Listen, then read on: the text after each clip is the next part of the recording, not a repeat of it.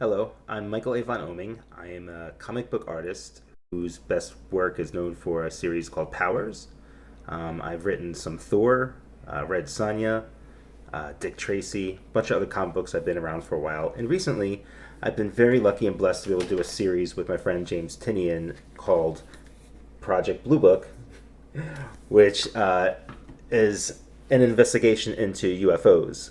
Really, it's just reporting the stories as they were told without trying to create any sort of extra mishigash around the whole subject. So we try to tell the stories very straightforward. They're, as you know, fantastic enough as they are. You don't need to add anything crazy to them. The book comes out through Dark Horse Comics. It is a long and arduous process when you create comic books. And listening to Ryan Sprague's Somewhere in the Skies podcast and others really gets me through working these long hours on these pages. There's a lot that could be said about the UFO subject and my feelings, especially as I've gone from just being a fan of the whole subject for the past 30 years or so to the current research that goes into these books. What is very interesting, now, first let me make it clear, I'm not a researcher. I am not a professional researcher. I'm a storyteller and an artist. So I'm going to leave a lot of the details about the UFO phenomenon to speakers who can speak on that better than I can. I think what I wanted to do, or to talk about a little bit, when Ryan invited me to be part of this, which I'm very grateful for and really honored to be part of, what I noticed was this subject that we're doing in the comic 1947 is the second volume. And you can see we have the alien autopsy up here. So while it's called Blue Book, it isn't specifically Blue Book cases, but Blue Book is the sort of theme that we use to investigate all of these early stories. And the main thing that I noticed was that in doing the early years covering the Blue Book stuff, which happens in the second volume of the book, the first volume is about Betty and Barney Hill, and that story is amazing on every level, especially human level. So if you've had deep interest in that series or that story, I think you might want to check out our book. But the main thing that I noticed was how similar the events of early Blue Book days and Grudge and Sign and all of that, how it seems to be relevant today. We seem to be repeating a lot of the same cycles of news and information. Who has information about this phenomenon, who is stovepiping it and keeping it for themselves. My own personal view, I'm not 100% sure what's happening. I do, quote, believe. But the one thing I am sure of is that there is just a lot of information being controlled by government sources. And I don't think it's for as nefarious reasons as we think it is. I think a lot of it has to do with egos, power, money. Things always come down to money, right? It's always money. The budgets that are approved, how you get your budgets approved, how you keep people from seeing what you're working on, how you protect your power in the government, especially once you start dealing with private contractors. So there's a lot of money and behind the scenes stuff, I think, that is much more tangible and just as intriguing as the question of alien visitation or whatever this phenomenon is. So I guess what I'd really like to say is that as we have new information coming out, one of the best things to do is to just take some time to sit on it, and then look back in history, especially recent history.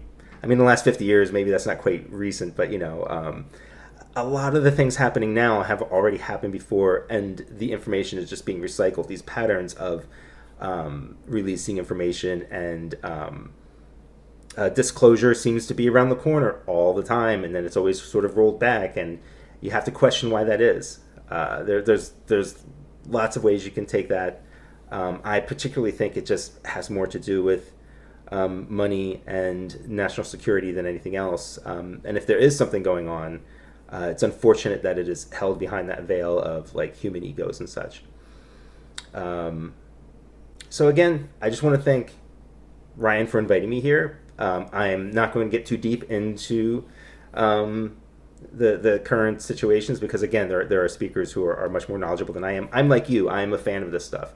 I am a fan of how wonderful the universe is and the mysteries in them, and this phenomena, this whole field. It really allows us to focus on that and to sort of meditate on it and ask these big questions and ask ourselves, why are we here, and why are they visiting us, or not visiting us, or what are the power structures behind the information on all this stuff. It's all fascinating. The main thing I'd say is again, just like, let's look at recent history. Blue Book has proven that the actual program of Blue Book has proven that this does seem to be a pattern that's specifically coming out of government officials for some reason, rather than any real forward information. We're a little bit more forward now than we have before. I'll admit that. So just keep an eye on history, especially recent history. Guys like Richard Dolan are always on top of this stuff. They're very good at kind of pointing out how this pattern is just like the other pattern. I think there's a lot of goodwill behind the scenes of people really trying to get the truth out, whatever that truth may be. So keep your guard up, but also don't be too jaded about things. Have an open mind, but not so open that your brain falls out, as they say. And I think that's it. I just want to thank Ryan for having me on here. I hope you check out the comic. It's published through Dark Horse Comics. There's 2 volumes out right now. And I'm going to continue drawing and writing comics and listening to Ryan and Somewhere in the Skies. Thanks, guys. It's beautiful, man. Like this sort of limited colors and just the style. It reminded me somewhat of your work with Dick Tracy in some respects as well. But tell me a little about how you decided to go with this style, which I think is spot on for something like Project Blue Book. What made you want to go with what you did? And maybe, tell us a little about the style, if you don't mind. So as you can tell, I'm wearing Coke bottles on my face right now. These giant glasses where my eyes look huge.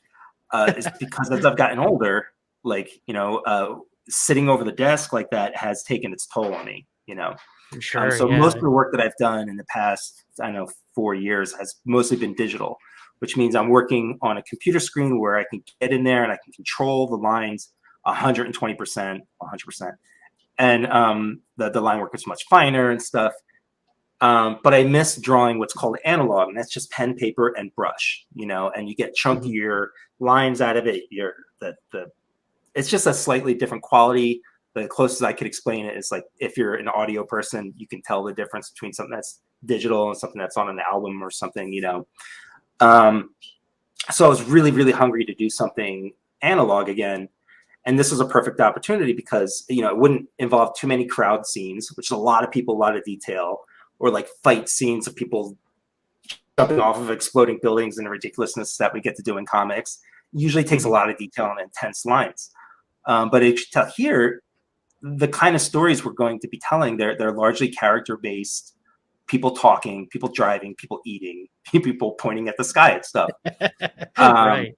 So it becomes pure storytelling, and I almost look at it like I try to tell each page, can you kind of tell what's going on or come to your own conclusions about what's going on without the dialogue? Which in these stories where you've got the first chapters, it's largely Betty and Barney just driving and pulling over, and looking at this crazy thing. So I had to come up with a language like, well, how do I make this interesting? Because we don't want to add stuff. We didn't want to turn the car chase scene from the UFO into a chase scene, where tires are squealing around corners and stuff like that.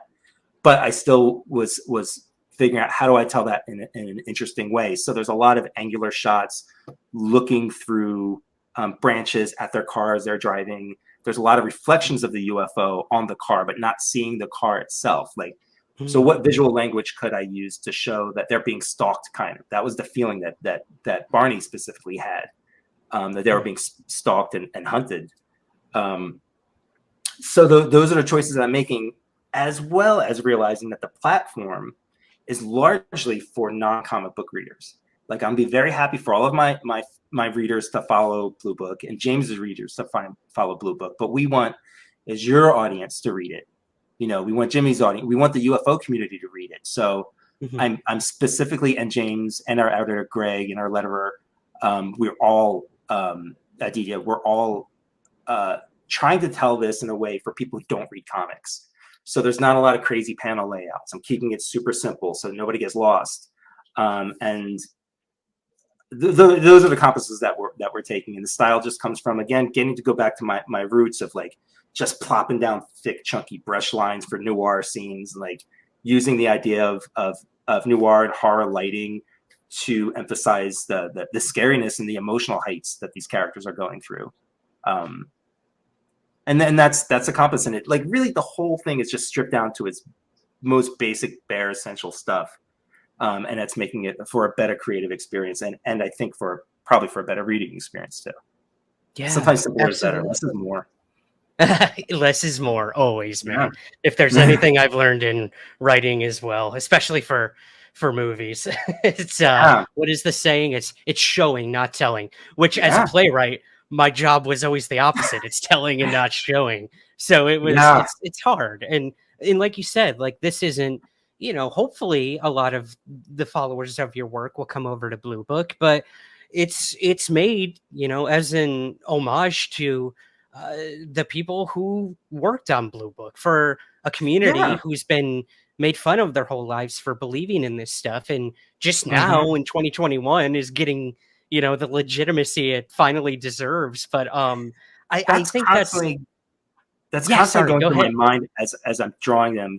Betty and Barney Hill were real people, you know, and often when we talk about it on like podcasts and stuff, you kind of, I don't want to say forget, but like, yeah, you do forget the real people. So like the things that they were going through, who they were at the time, how they were formed as a woman and a black man in the 60s. That means they grew up in the 40s, you know? So you take all of this stuff into account. And once you read the books about them, and you know, they had two different sort of directions for this. Betty, while I don't believe she manufactured anything. I don't believe she exaggerated anything. But as this started to happen to her, she was open to it. She was open to the experience. She was kind of excited about the experience, I think. She had a huge mountain level of curiosity. Barney wanted it all to end immediately. Right. You know, the book is called Captured because when he saw the ship that he thought was coming near him, he's running to his wife yelling, "They're going to capture us." Now, to say those words, like those are specific words. It's not "run, Betty." It's not "we got to get out of here." They're going to capture us. There's a psychological underlining there that you as a writer, I bet, like you would write it. Not every character would say that. Specific characters would say that for specific reasons. So like Barney was tortured by this whole thing. So I feel a huge responsibility as I'm drawing this to protect Barney so that he doesn't come off like he's trying to be labeled. And a lot of those psychologists and people at the time tried to say basically that he was mentally inferior to Betty, and that Betty was influencing him through his dreams or her dreams to believe the same thing that she, like, it's so insulting and so demeaning. And the way she was also like the questions that the therapists were asking of them were so insulting to anybody. It was brutal. Yeah. It's a lot that they went through. So I'm carrying a lot of that when I'm drawing it. And it also helps that like Betty just looks like my aunt, somebody who helped raise me. So like when I'm dressing her, when I don't have reference, I'm thinking of the same kind of clothing. So the same kind of, she had the same, that I hate to put this, there was like this failed perm thing that was going on from like the 40s to like the early 80s. And my aunt had the same hair, right? So like it's this wonderful thing where like I'm connecting to them as people, and I'm connecting them through my own experiences and families as I'm drawing them. I'm not sure where that was all going, but I mean, that's why I'm dealing a lot of this. Right. And I love hearing that, man, because like my I guess role in the UFO field is I focus on the people who have experiences, not how big was the craft, like what time. Yeah, that's cool. Data's great. It's great for investigators. It's great for these like military dudes who are trying to assess what's going on. But for me, it's always come back to the Bettys and the Barneys. Like, what did you experience? Because it's different for everyone. I had a case that I personally went out to investigate in Michigan where I had a mother and daughter. They both saw a triangular UFO above their home, and they had completely different experiences, man. The mother said it was silent and it was black. The daughter said it was unbearably loud. She was like covering her ears, and the craft was white. So you're just like, every person is going to experience these things differently. And I think it's so cool that you picked up on that with what Barney Hill said. We're going to be captured. Whereas she was probably like, oh, let's do this. Like, this is going to be a crazy learning experience. She was on the craft, like asking the aliens questions, stuff like that. And meanwhile, like Barney's effing terrified if you listen to those regression tapes. Yes, go on. He's telling you. And he's looking at me. What did he tell you? Stay there and keep looking. Just keep looking and stay there. And just keep looking. Just keep looking. Could you hear him tell you? Oh, I gotta pull these binoculars away from my eyes. Because if I don't, I'll just keep staying there. Could you hear him tell you this? Oh, no, he didn't say it. You felt he said it. I know. You know he said Just there, yeah. Just stay there, he's saying to me. It's all right. pounding in my head. Just All don't right. pull the binoculars away. God, give me strength. All right. Pull them down. Run! Pull these binoculars down and run. God! It says, my God, give me strength. I gotta get away. Oh! Babe! All right. You gotta get away, babe! All right. Calm down. Calm down. I'm trying. I gotta down. get away. Oh. That mother and daughter having completely different experiences. The older I get, the more I think that this is less a physical, predictable thing, and maybe that's part of it. But there seems to be some sort of consciousness thing. I don't know, and I don't want to get, you just get into such speculation land there. But there more and more, it seems to be something along those lines, as opposed to specifically Zeta Reticuli people coming in a nuts and bolts ship or something, which may also be happening. I don't know. Right. It might be one small sliver of the overall picture. I'm with you, man. Like, yeah, we're kind of living in an age now of, I guess a new age, as the kind of new age movement would say, of this having a lot more to do with consciousness. It's a road that I've kind of tippy-toed on, but I haven't like gone down the road yet. But a good friend of mine, he has a Christian background, and so he's always seen the UFO community, the UFO phenomena as this larger spiritual thing, and I always pushed against that, and I was like, no, these are like aliens or something or whatever, and I don't see eye to eye exactly on that point of view. The Venn diagram's almost the same. I'm kind of thinking that these are more like ultra dimensional creatures or ultra dimensional experiences rather than so much physical from another planet over or another star system. And when you think about that, those are just sort of metaphors, like angels and demons versus, ultra, dimensional beings who have different motivations. It's sort of just your point of view. I fought against that for the longest time, and now I'm like, well, why is it when people have UFO experiences, they start having paranormal experiences afterwards? Part of the parts of the Barney Hill stories that's not reported often is they had poltergeist activity after their encounters, and then people helping them investigate their encounters also started getting those tag along phenomenon that's been happening. You get with Skinwalker Ranch is probably the most extreme example of that. But why is that happening? Those should be two different things. Poltergeist activity and UFO activity shouldn't have to follow each other, but they seem to. So, right. That's such a good point. I think, and we're hearing that more and more. This mother and daughter had the same experience, poltergeist activity after a triangular UFO event. Their electricity was on the fritz.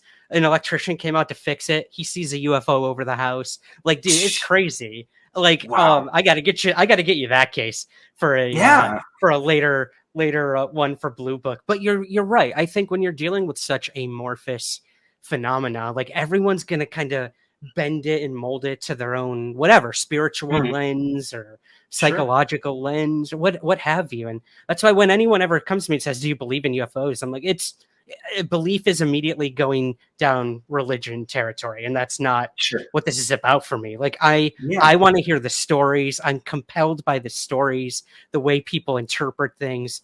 And then others just want the facts, man. Like I totally get that. But when you bring belief into it, that's tough, because then you're dealing with religion. And so many people have come to me, man, and been like, it's demonic, it's angelic, it's ultra dimensional, like you mentioned. So who knows? Who really knows? But I think that's what kind of keeps us going, is asking those Marvel what ifs, right? We keep asking the what ifs because there's all these like touchstones to real actual things, you know, to people we trust or documents we've seen or something. And it's like, you know,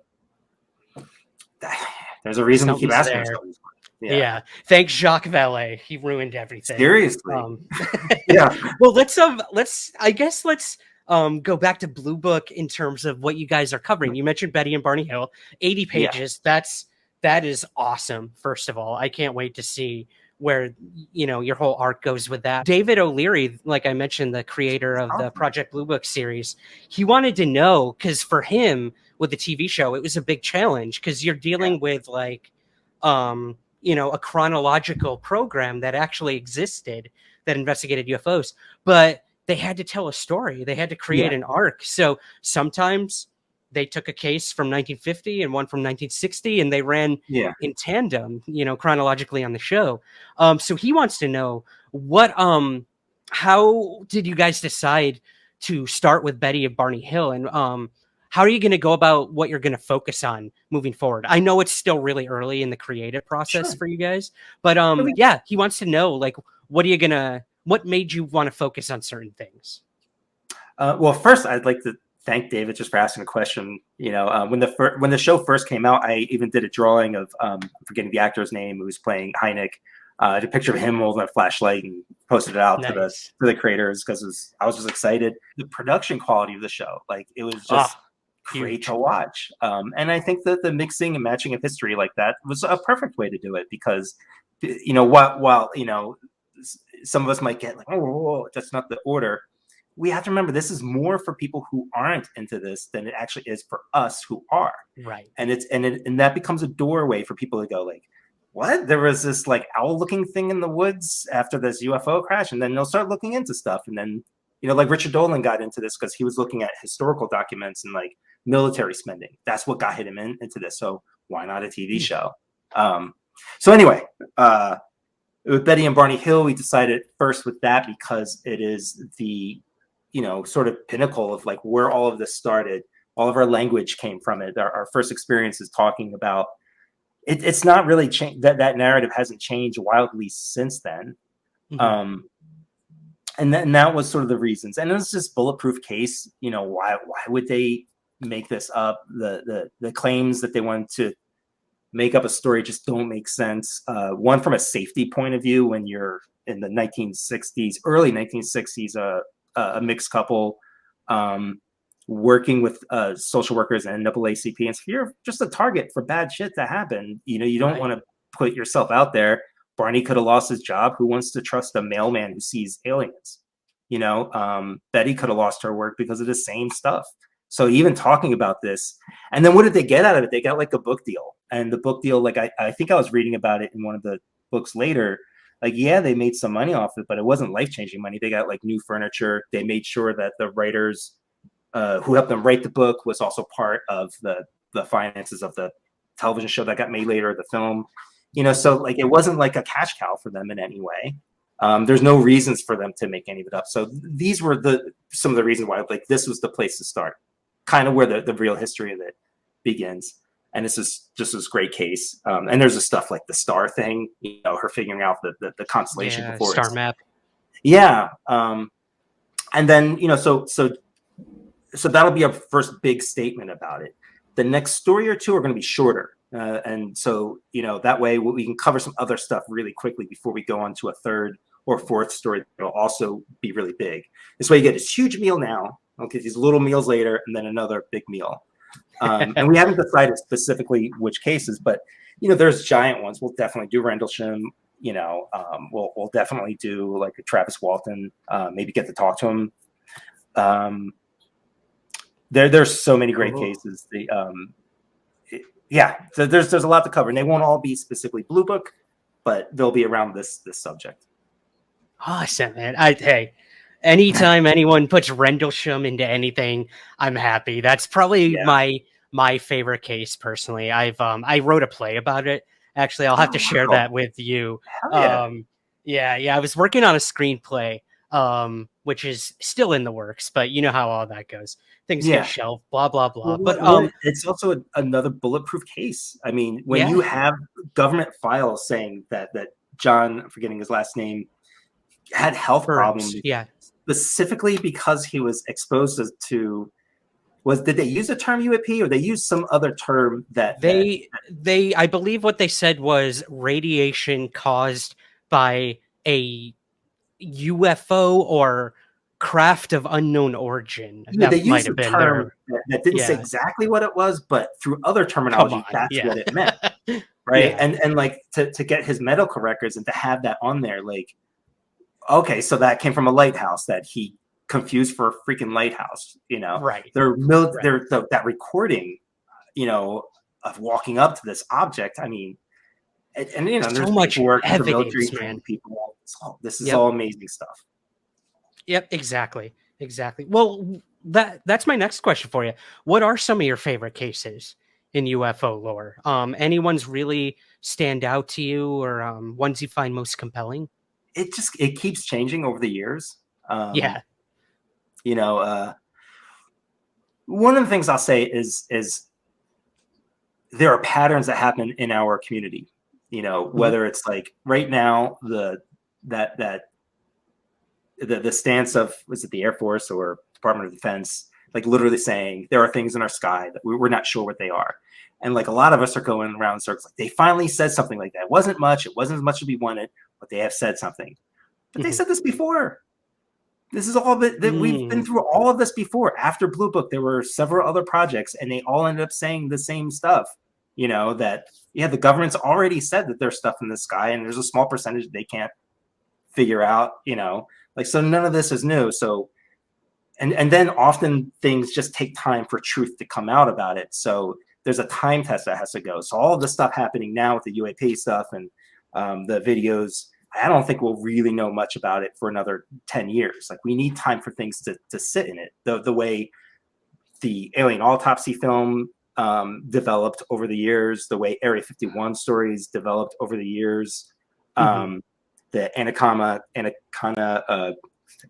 saying that. Oh yeah, the little skeleton guy. Yeah, I couldn't get excited about any of that. Not to just throw it off immediately, but it's like you just wait. These things have a life of their own. They have to. So that's a long way of saying it's hard to meet it. Like my favorite story in the past is not my favorite story now. Gotcha. And now it is all that Jack Valet stuff. Like things are just too weird like the experiences that people are having with UFOs and alien contact are so inconsistent. Even to that person that it's happening to, it just seems like it's more of a force in the universe that is messing with us. Like even to just mess with you to question why you keep pursuing this thing, and it'll drive you nuts. Like it's a maze with no end. And it seems to be designed that way. And maybe that's just an extra layer of paranoia that I have. But every time I hear these stories, they don't really ever go anywhere. People who have direct contact, who clearly aren't making stuff up, like some people are clearly making stuff up. It still just doesn't make sense. The end game never makes sense. Look at all the alien abduction stories we had about genetics in the 80s and 90s. And weren't we all convinced that that's why abductions were happening? Abductions were happening because they're cloning technology, or that they're living so long that their DNA isn't like working anymore. So they were taking us to do experiments to figure themselves out more. But now what we know about DNA, like if I want your DNA, dude, I don't have to kidnap you and put you in a van and like jam you with all kinds of stuff. I just go in your apartment when you're gone, and I get your DNA. I could freaking clone you, you know? Yeah. So, Good point. so now all of a sudden I look back and I'm like I trust Whitley Strieber's story, but why would they need to take DNA from him physically or anybody? Yeah. And he's come to the same conclusion too. Like, as I've listened to him once or twice as he's gotten older, he's gone to it's all Jacques Vallée territory, you know? And he used to be very nuts and bolts. They all go there. The longer you're around this, the less nuts and bolts it feels, and the more it feels like my armchair theory, not one that I'm married to or believe is happening, but like a maybe, is that this is something like, if you take it's just stuff we don't know. It could be very scientific. It could be like, this is a combination of something to do with our consciousness and magnetic waves that feedback, like a biofeedback thing, but into our minds instead of our body. You know, like, I know how fruity that sounds, but like it makes as much sense as anything else. You know.